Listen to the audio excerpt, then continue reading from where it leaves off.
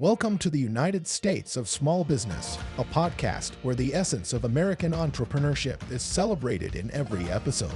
With host John Quick at the helm, join us as we embark on a journey through the heart of the nation, uncovering the inspiring stories of small business owners from coast to coast.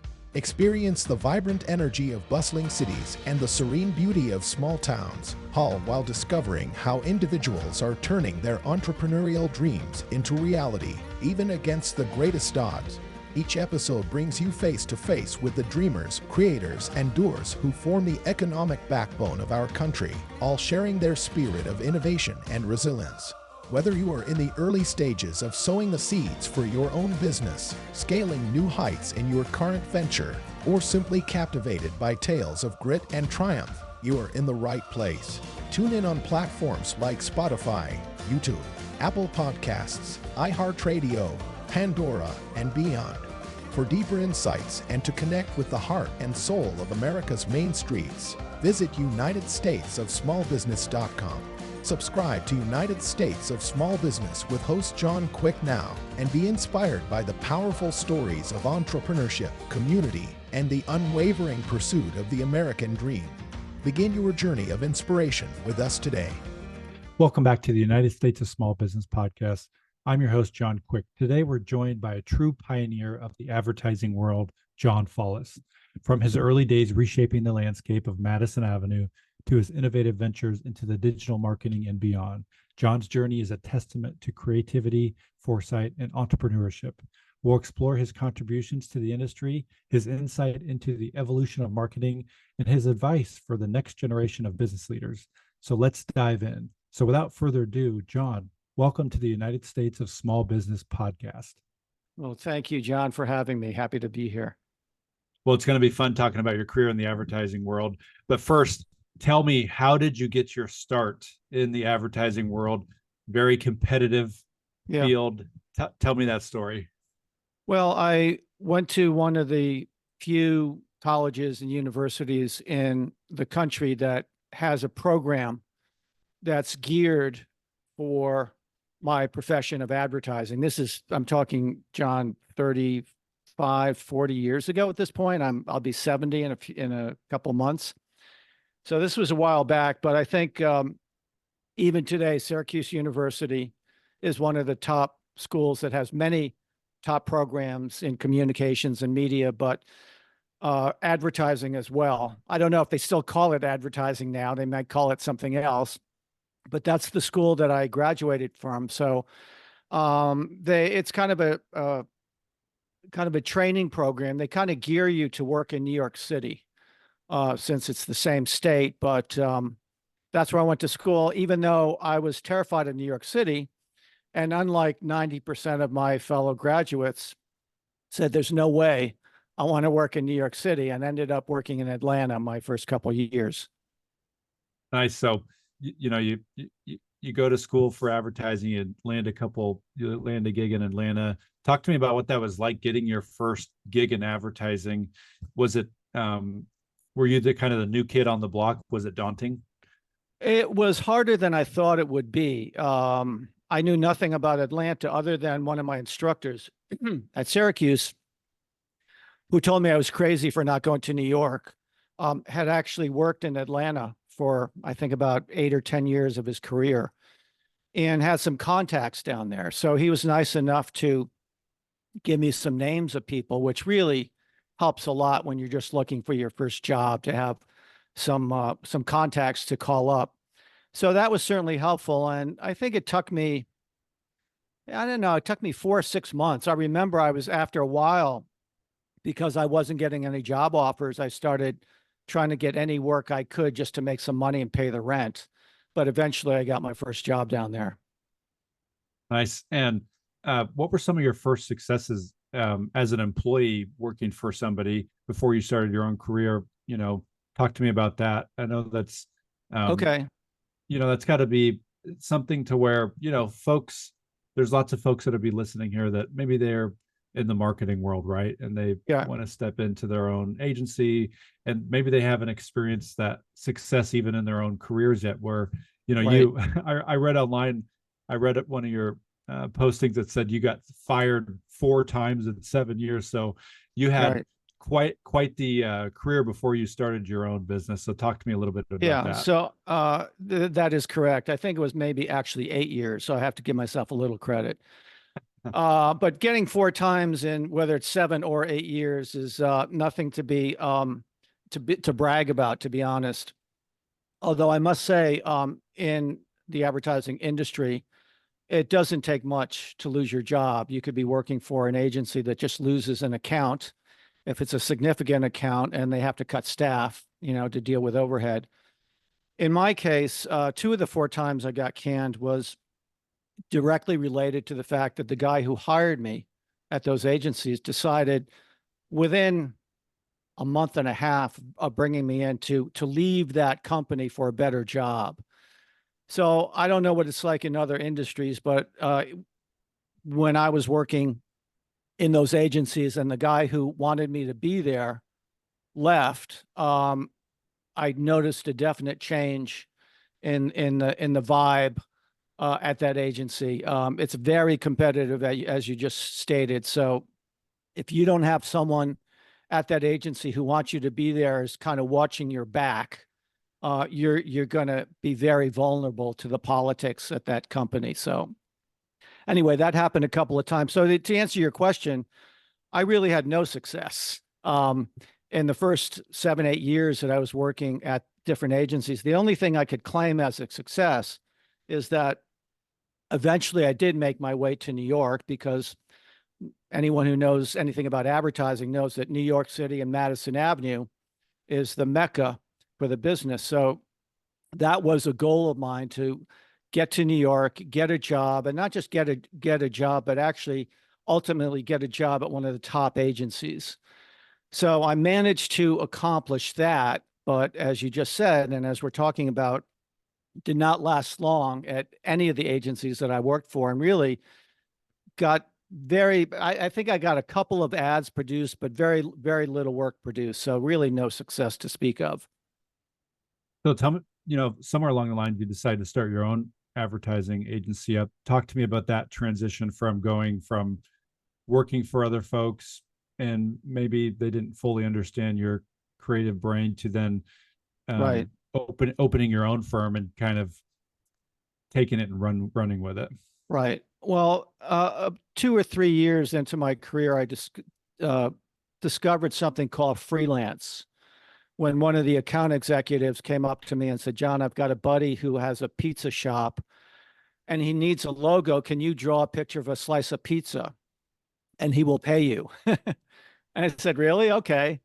And, I had some artistic talent. So I spent a couple hours, drew a slice of pizza, and I would have been happy. This was, years ago. I think I would have been happy for $30. And he said, "Well, we could pay you $100 for that." So in 1980, to get $100 for a drawing of a slice of pizza for a young kid was pretty exciting. So I said, "I like this idea of freelance. This is good." So after, I think, probably the second time of getting fired, one of the things in advertising that may not be similar in other businesses is, especially if you're a creative person like I was, that many agencies will be pitching an account or have a client that needs a campaign. And sometimes they have the people on staff, the creative people on staff, and sometimes they don't. So often they will look outside of the agency to bring someone like myself in. Sometimes it just might be for a few days or a couple of weeks. So I think after maybe the second time of getting fired, I didn't stop looking for a staff job, but I started also looking for freelance opportunities. And it was after freelancing for a couple of years that was the beginning of my entrepreneurial career, because I was becoming so successful getting a lot of gigs as a freelancer and actually getting some good work produced as a freelancer, that I thought maybe I should just focus on this full time. And it was right around that time, John, after maybe 2 years of doing that, that I got a call out of the blue from a guy who was a business guy who had heard about my reputation and said, "I think we should get together and talk, because I'm looking to start an agency. And I think if we team up, maybe the two of us could start pitching some business just for ourselves and maybe even start an agency. So that was the progression going from staff job to starting my agency. That's awesome. Talk to me a little bit about the competitive nature of Madison Avenue ad agencies, because Yeah. unless you're there, my guess is somebody can't really fully understand it unless you're in the thick of it. So paint that picture for us. It's got to be a little more competitive than maybe somebody doing ads in Spokane, Washington. Well, the best way that the best analogy I could give for the competitiveness in the agency business is that TV show Survivor, which I think is still running on CBS. Are you familiar with the show Survivor? Yeah, it's like 35 seasons in. It's pretty awesome. Yeah, it's been running quite a while. So for anyone who doesn't know, basically they have multiple teams of people, 4, 5, 6 people that are working as a team to accomplish certain tasks. And each of the team is competing against each other to win that task. And if you are on one of the losing teams, then you have a big tribal meeting and you get together and someone loses their job and they get kicked off of the island or whatever it is. They get fired, basically. That's kind of like it was in the agency business, because whenever there was a big creative assignment, they would put multiple teams. A team would be a writer, a copywriter, and an art director.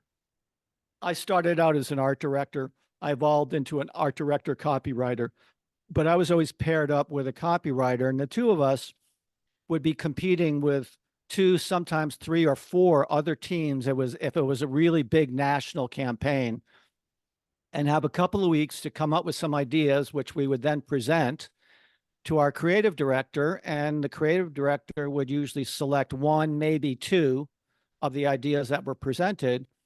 And if after a while, after multiple times, multiple competitions, if your work doesn't get chosen, then you start becoming very vulnerable to losing your job, because you're not succeeding, your work isn't getting chosen. And along with that, John,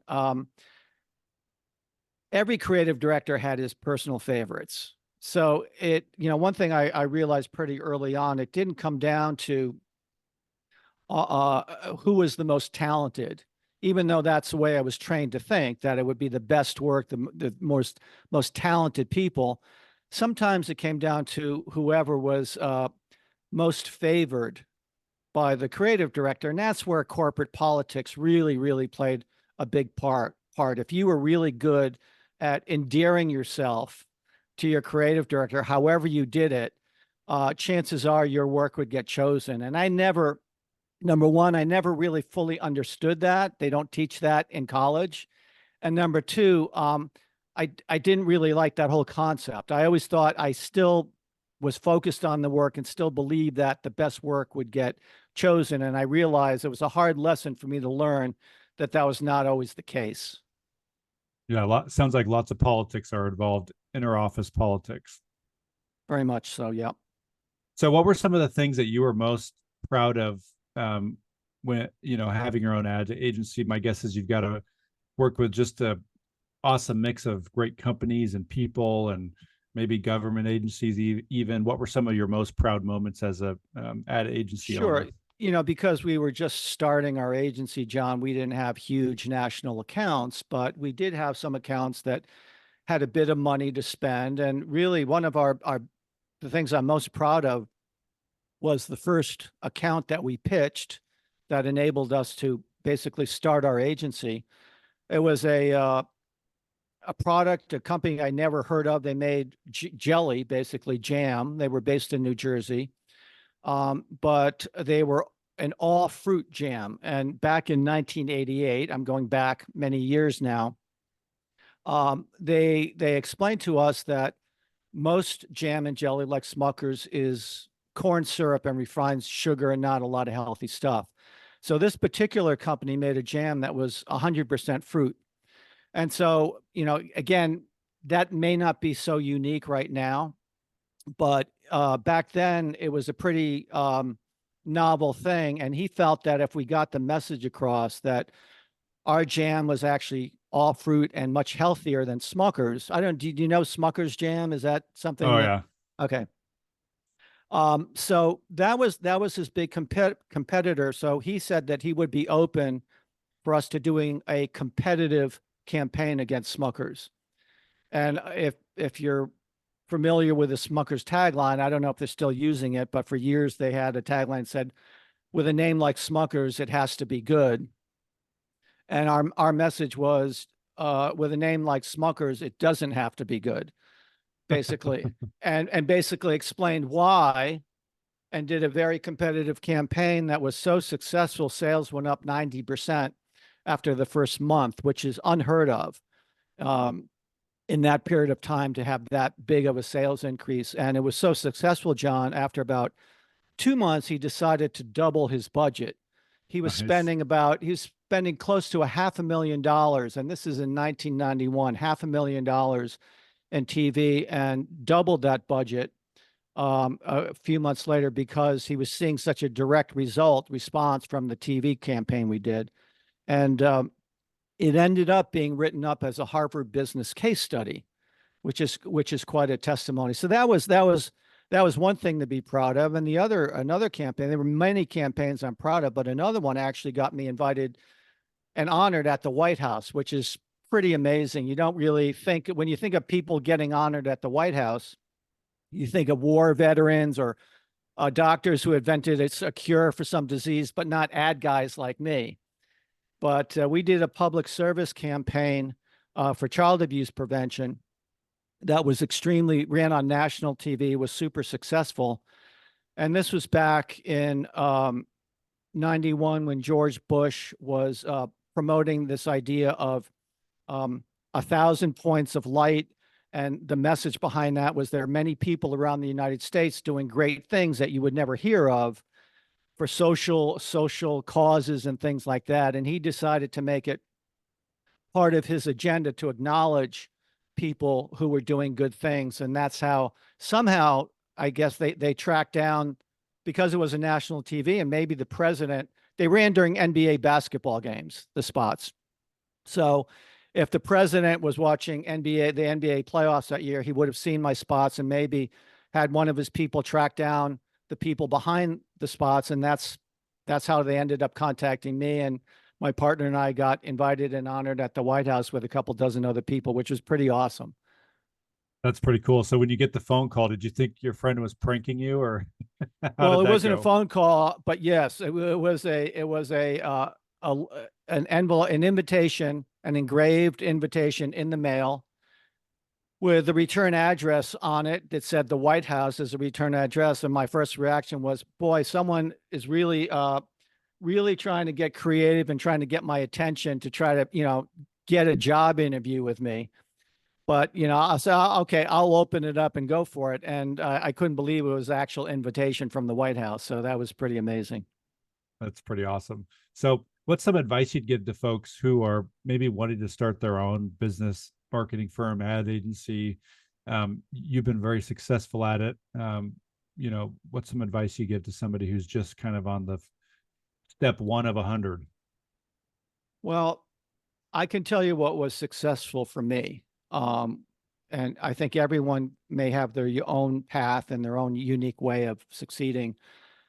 But I made it a priority to be the best at what I was doing. I just constantly focused on, the analogy is if you're going into battle, keep your sword sharpened.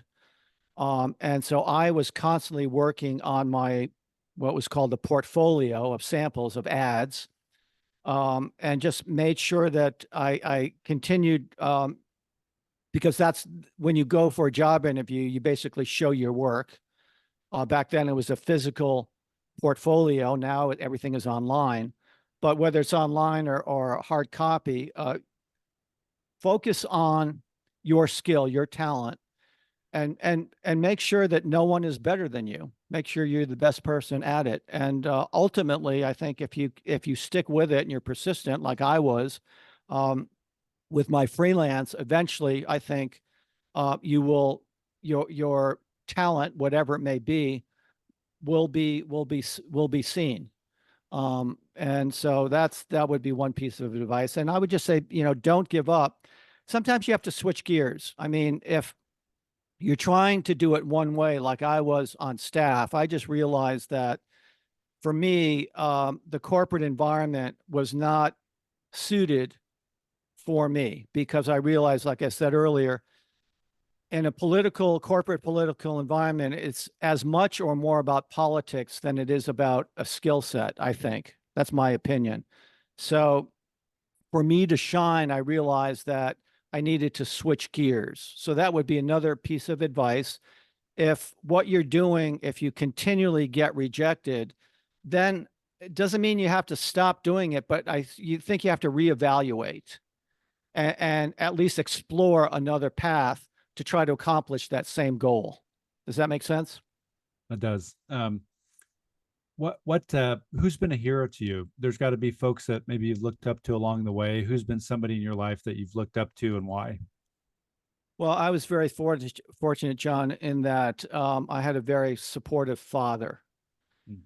And I realize not everyone can say that.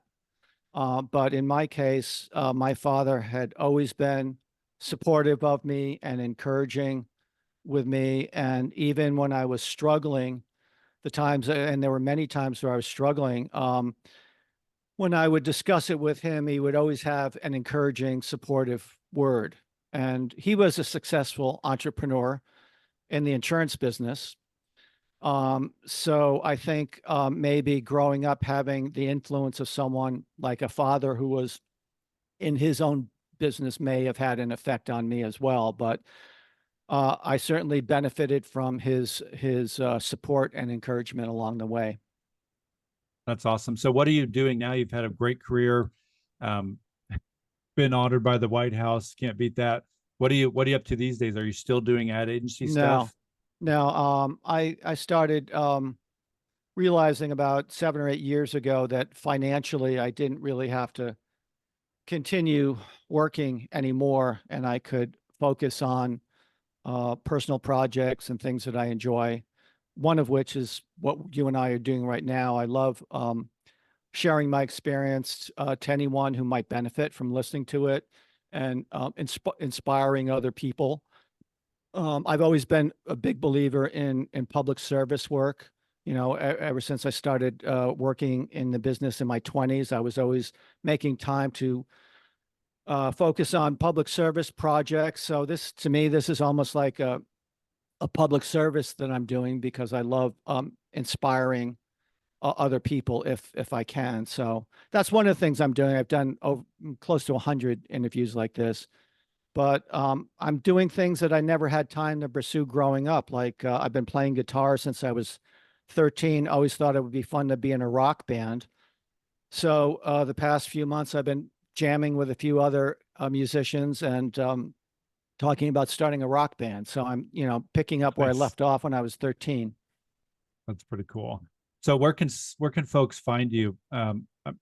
Website? Are you on social media? Tell us all those details. Yeah, I have a lot of content online. So one way they could find me is just simply by typing my name in Google. So if my first and last name is on your site, they can just pop that into Google. I also still have a website, which is my last name, Follis Inc. INC. So they could go there. But I've got tons of video and podcasts and all kinds of stuff. So not hard to Nice. find me, but I have nothing to sell. So, I'm not worried about it. That's kind of a great place to be in, I guess. I bet people aspire to be where you're at today. You've had a great career. 25 minutes has gone by in a flash, John. It's been great to get to know you a little bit. Any last minute thoughts here before we head off? Floor is yours. No, I would say for anyone listening, keep listening to podcasts like this. I think another way that you can be successful, regardless of the business you're in, is listen to other successful business owners and hear what they have to say about their experience. And I think if you listen to a lot of them, you will glean many words of wisdom that will help you succeed. Great thought. Great thought. I love it. Well, folks, if you're listening in, if you just caught the tail end here, I want to encourage you to go back and listen to the whole thing. You'll get to hear from John and his pretty awesome career and trajectory in life, and the impact he's been able to have in the ad agency world, even getting invited to the White House for the work that he did. And it's pretty awesome to hear those accomplishments. Folks, we want to wish you a awesome rest of your week. We hope it's sunny. We hope you get to go see the eclipse. And John, thank you so much for joining us on the United States of Small Business podcast. Until next time, I'm John Quick. Have yourself an awesome week.